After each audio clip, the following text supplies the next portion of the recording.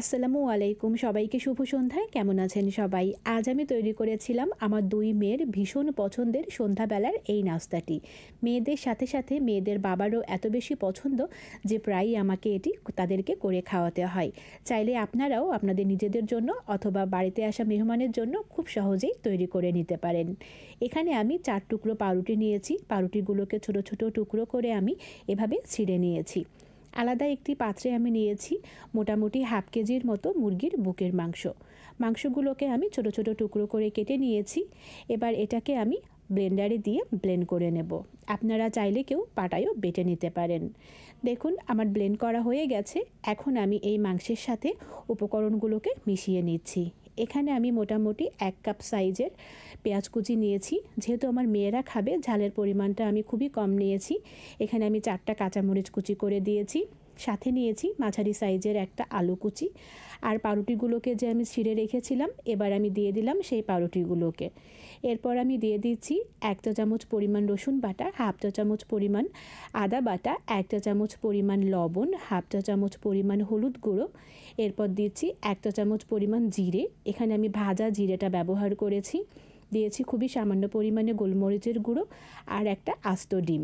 সব শেষে আমি দিয়ে দিচ্ছি বেশ খানিকটা সরিষার তেল। সবগুলো উপকরণকে এবার আমি খুব ভালোভাবে হাতের সাহায্যে এভাবে মেখে নিচ্ছি। খুব ভালো করে মেখে নিতে হবে যাতে করে সব কিছু একসাথে মিশে যায়। যত বেশি ভালো করে মাখানো হবে এটি কিন্তু খেতে ততটাই মজা হবে। দেখুন আমার মাখানো কিন্তু হয়ে গেছে। এদিকে আমি চুলোয় তেল গরম করতে দিয়েছিলাম। ইতোমধ্যে আমার তেলটাও কিন্তু গরম হয়ে গেছে। এবার আমি ছোট ছোট সাইজ করে এই যে তেলের মধ্যে দিয়ে দিচ্ছি। তো দেখুন মোটামুটি তেলটা যেহেতু গরমই ছিল, খুব বেশি কিন্তু সময় লাগেনি হতে। আমি চুলাটাকে কিন্তু মিডিয়াম আঁচেই রেখেছি। বেশি হাইতে দিলে দেখা যাবে যে ওপরটা পড়ে যাবে আর ভেতরেরটা কাঁচা থেকে যাবে। এজন্য মিডিয়াম আঁচে রেখে আমি সবগুলো পাকোড়াকে এভাবে ভেজে নিচ্ছি। তো মোটামুটি যেগুলো আগে দিয়েছিলাম সেগুলো কিন্তু ভাজা হয়ে গেছে। সেগুলো আমি এক এক করে তুলে নিচ্ছি। ভীষণ সুন্দর একটা কালার এসেছে কিন্তু।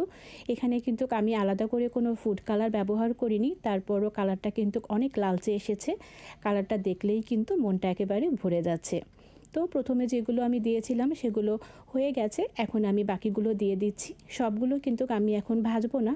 আসলে কিছু আমি দেখা যাবে যে ডিপ ফ্রিজে তুলে রাখবো কিছুক্ষণ পরে, কারণ এত একবারে খাওয়া হবে না। ডিপ ফ্রিজে রেখে দিলে কিন্তু এটা অনেক দিন পর্যন্তই ভালো থাকে। তো মোটামুটি দেখুন আমার ভাজা কিন্তু হয়ে গেছে। এখন খেয়ে দেখার পালা। ভেতরটা হয়েছে একদম নরম আর ওপরের লেয়ারটা কিন্তু ভীষণ ক্রিস্পি। আমি একটা ভেঙে দেখাচ্ছি। দেখুন ভীষণ সুন্দর একটা কিন্তু কালার, আর খেতে মাশাআল্লাহ এতটা মজা হবে সেটা তো বুঝতেই পারছি। ভীষণ সুন্দর একটা গন্ধও বেরিয়েছে। যাই হোক, কেমন লাগলো আমার রেসিপিটি অবশ্যই আমাকে জানাবেন। ভালো থাকবেন সবাই। আল্লাহ হাফেজ।